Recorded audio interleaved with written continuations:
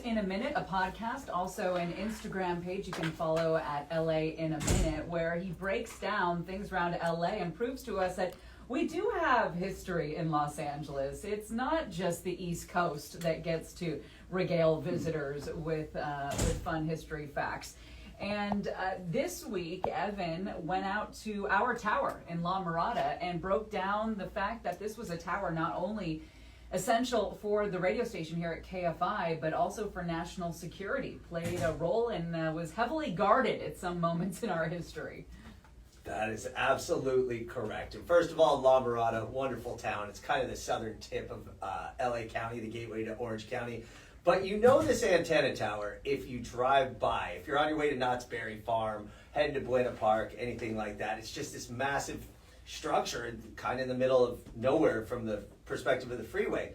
But it has national importance, national security importance, because ultimately what's going to happen is if there is an emergency, is that FEMA takes over the broadcast. And this tower has such a broadcast capability that it can disseminate information to anybody in need, because guess what? Your cell phones aren't going to be working in normal, what we considered modern forms of communication are not going to be up, but that tower, and more importantly, these hemp buildings that they have on site, electromagnetic pulse, these are buildings that protect the transmitter that is sort of the emergency backup transmitter. So even if something does happen to the tower, the emergency systems are still going to be able to work.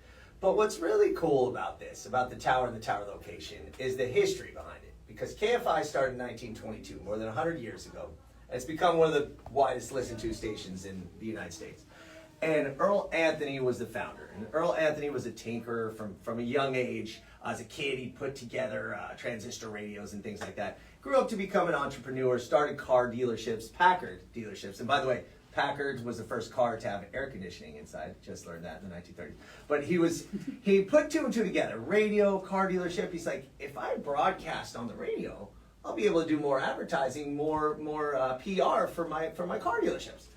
So what he did at first was put a little 50 watt, I think it was 50 watt, transistor on his car dealership.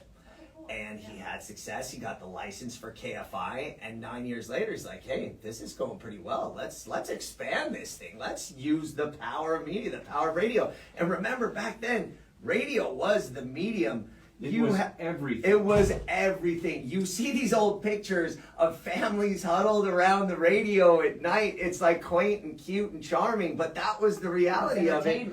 And it was the entertainment. And the president had his fireside chat by radio, Roosevelt, FDR. Radio Mystery Theater. And so, going back to Earl Anthony, he finds this piece of land in La Mirada, which at the time was orange groves, lemon groves, but what he needed, space and flat space.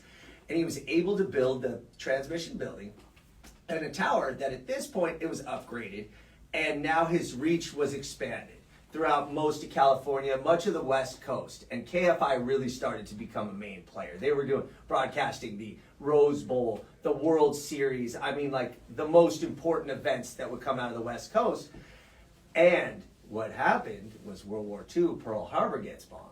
And now all of a sudden KFI becomes a target, because it is presenting this information, and it can disseminate not just pertinent information, but emergency information. So the U.S. Army had to rush and get National Guardsmen on site. So it was being protected 24 hours by the National Guard because it was that important. And at this point, by World War II, the KFI signal could broadcast from Hawaii to Chicago.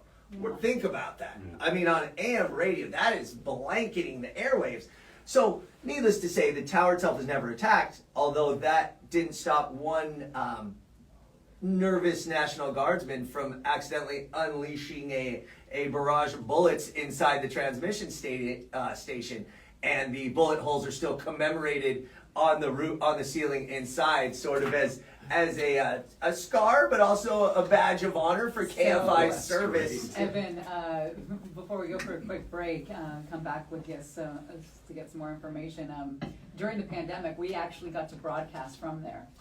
And we're inside, and there was like all this stuff that remains from decades ago. It was such a cool adventure through all of that old equipment and old newspapers, and there's things in there that have not been moved since the 50s and 60s. Yeah. Absolutely. There's barracks because those National Guardsmen need somewhere to sleep. They had built barracks on the property, and I was inside there when I was down there, and you're like, this hasn't been touched Right. since World War II. It's eerie, but cool. Way cool, Yeah. especially because technology's changed so much, and you're looking at the old equipment. It's pretty fantastic. Evan Lovett with LA in a Minute has joined us. We'll come back here in just a second to Gary and Shannon.